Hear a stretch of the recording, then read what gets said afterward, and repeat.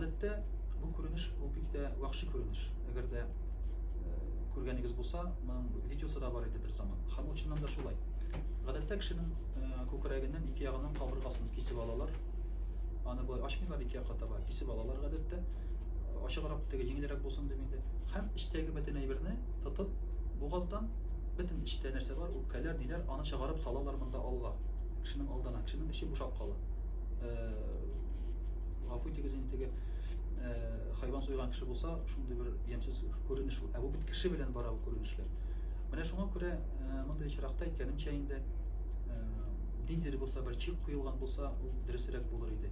Бу эшне ихтирамлырак, әдәплерәк, ничектер инде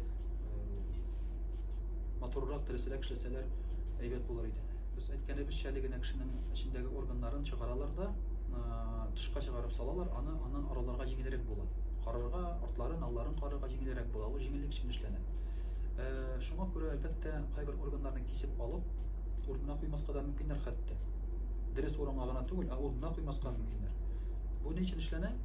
Гадәттә тәҗрибәләр өчен эшләнә. Мәсәлән, студентлар киләләр анда өйрәнергә, алар өчен эшләнә. Кай вакытта органның ниндидер кисәкләрен әле алып та калалар. Әгәр дә җинаять булса, мәсәлән, бер агу яки пуля эләккән булса, ул урынны кисеп алып калалар аны озак вакытка. Озаграк тикшерер өчен дип әйтик. Мәйетне күмгәннән соң да калалар ул кисәкләр анда. Әйткәнебезчә, әгәр дә инде ихтыяҗ юк икән моны эшләргә, кирәкми эшләргә бу әйберләрне. Шуңа күрә монда тора бары тик медикларның үзләреннән генә. Әгәр дә ихтыяҗ булмаса, кирәкми. Алар бит инде күп очракта сәбәбен беләләр. Билгеле бер әйбердән генә күреп тә белергә мөмкиннәр. Шуңа күрә аларны чыгарырга, әлбәттә моны закон нигезендә, таләпләр нигезендә законлаштырырга кирәк. Чөнки мәсәлән, өстән сырыйлар шулай эшләргә, медик бит аларга каршы килә алмый. Шуңа күрә моны алдан сөйләшеп, тәртип кертсәләр, әлбәттә әйбәтрәк булыр иде. Әгәр дә инде монда кешенең гаебе юк икән, үз гаебе, мәетнең яки туганнарның гаебе, бу органнарны салмауда дип әйтик, дөрес салмауда, бу вакытта аларның берсенә дә гөнаһ булмый. Гөнаһ була моны эшләгән кешегә.